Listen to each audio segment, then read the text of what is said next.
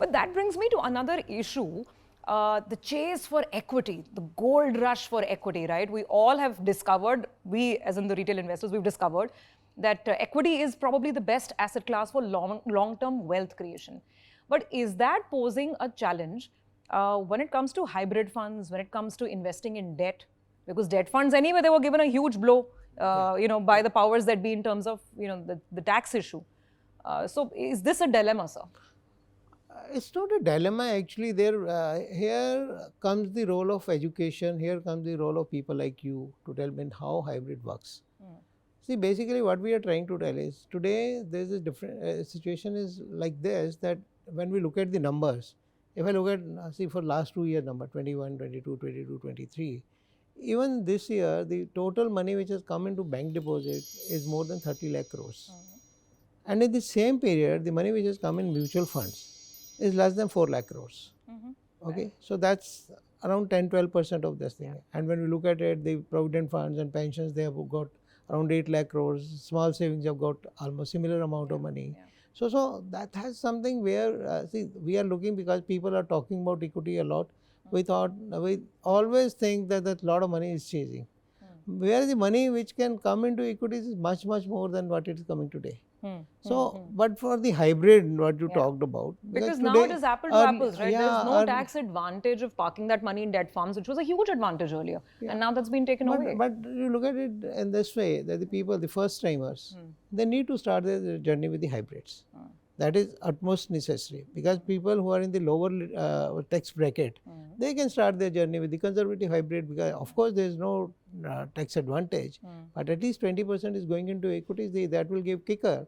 They will definitely over a medium to longer period get better returns than that, though there is no tax advantage.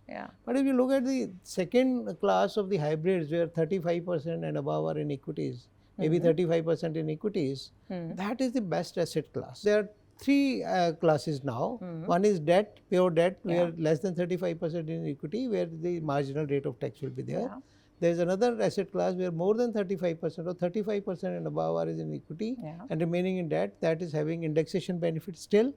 And the third is equity, which is equity tax. So the second class is the most attractive. Here comes like our multi-asset multiple asset class funds, multi-asset funds, as well as then comes the balance advantage fund, which are also playing in the debt and equity. So these are the best for the people who are starting their journey now. And second, those who want to conserve their capital over a medium period. They don't want to lose out on anything. The problem is, sir, that the person who's starting out today, maybe in his early 20s, first salary, screaming micro cap fund. I want a small cap fund, right? That is the anomaly. That is an anomaly, because when see, that is where the role of distribution comes. Because he's looking at the headlines, he's looking at the ticker, and he's like, I must have a small cap fund. That's an issue. That is where our role comes as a responsible manufacturers and media and other people. And see, honestly speaking, AMFI and SEBI is also working a lot on this.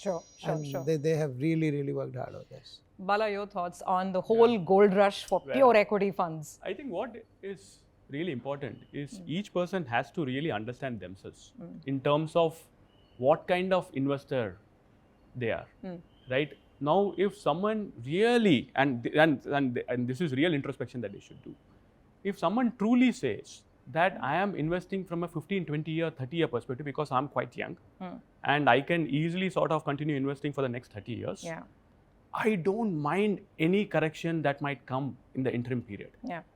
And when they say that, they really have to mean it, because normally what you've seen is that people say that we don't care about interim corrections, but when they come, then they get scared. So this is where you have to do introspection and ask yourself, are you really in it for the next 15, 20, 30 year period? If so, equities is one of the best sort of like compounding machines out there. When you talk about corrections, the key is whether it's short-lived or not. People can easily digest sharp corrections if it's short-lived. The last 3 years, we haven't really seen any deep, long-lasting corrections. That is true. Even COVID was a V. COVID in fact further solidified the thought process that it will be short-lived. But if you look at the long history, that is not necessarily the case. That's so very true. So this is where people just need to be prepared for that. And that is where we say that if someone is going to be worried with a 20% long drawn correction, then we would recommend asset allocation funds. Thank you for watching CNBC TV 18 and do follow us on all our social media platforms for news, updates and more.